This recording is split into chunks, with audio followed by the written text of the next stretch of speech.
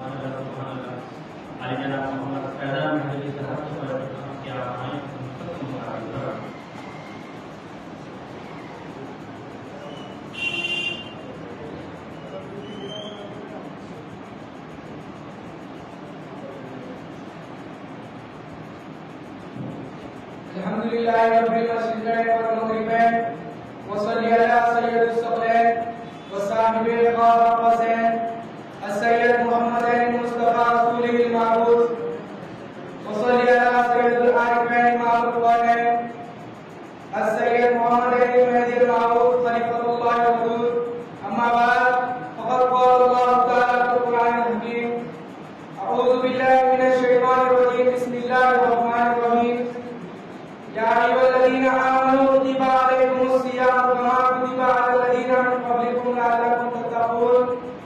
सदक़ल्लाहु अल-अलीयुल अज़ीम। काबिल एहतराम वो मुर्शिदीन एहतराम, वो फुक़राए इस्लाम, वो दानिशवरान कौम, वो नौजवानान इस्लामिया, अस्सलामु अलैकुम व रहमतुल्लाह।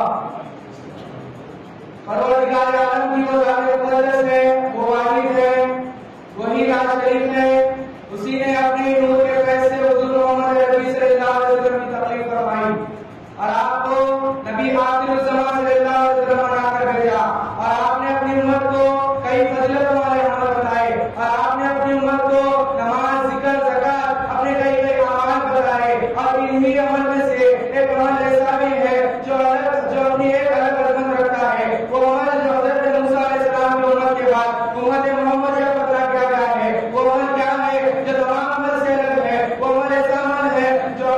जिसकी बरकत इतनी है कि अगर हम नमाज पढ़ते हैं तो हमको इस नमाज का 70 गुना ज्यादा सवाब मिलता है, तो अगर हम जिक्र करते हैं तो हमको इस जिक्र का 70 गुना ज्यादा सवाब मिलता है। वो अमल कोई और अमल नहीं बल्कि वो रोज़ा है।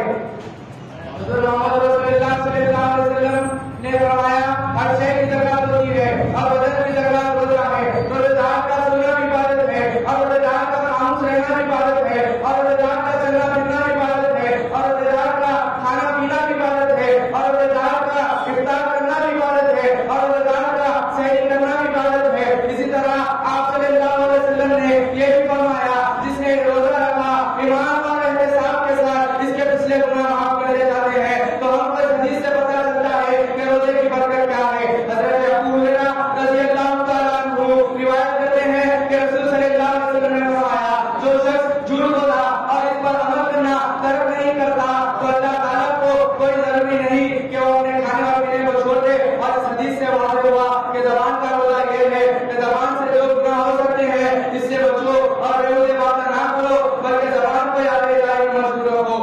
रोज़ा रखकर ग़ीबत से बचना भी जरूरी है क्योंकि यह फसाद की जड़ है। रोज़ा रखकर दिल आज़ादी से परहेज़ करना चाहिए क्योंकि रोज़े के लिए निहायत नुकसान है।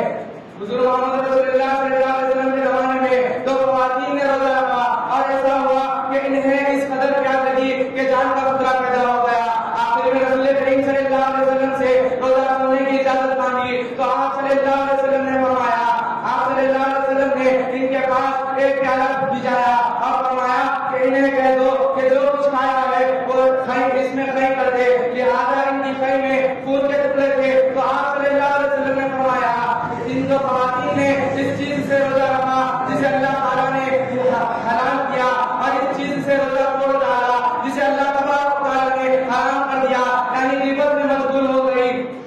रोज़ा रखकर दिल आज़ादी से परहेज़ करना चाहिए, यानी शरीयत में उल्टे सीधे नामों से पुकारना, तमसीह और मज़ाक करना या तकलीफ देना, इससे रोज़े का मकसद खत्म हो जाता है। रोज़े का मकसद अल्लाह के बंदों के दरमियान एक दूसरे की तकलीफ, एहसास, प्यार, मोहब्बत पैदा करना है।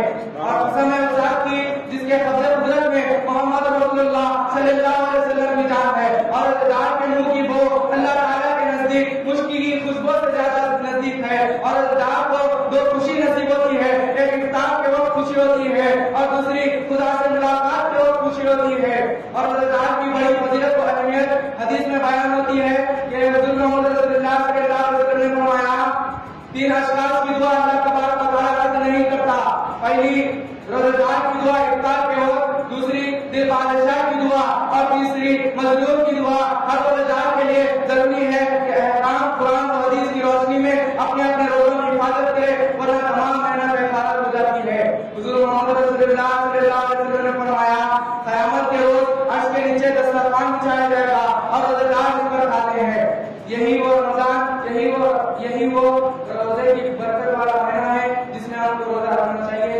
आखिर में अल्लाह तबारक व तआला से ये दुआ है, या अल्लाह इस मुअज़्ज़िज़ महीने में हम सबको रोजा रखने की तौफीक अता फरमा और हम सबको इस रोजे की हालत में तेरे हिदायत की तौफीक अता फरमा और हम सबको तेरे रसूल मेहदी के सबके वसीले से हम सबको रोजा रखने की तौफीक अता फरमा और हम सबको इस मुअज़्ज़िज़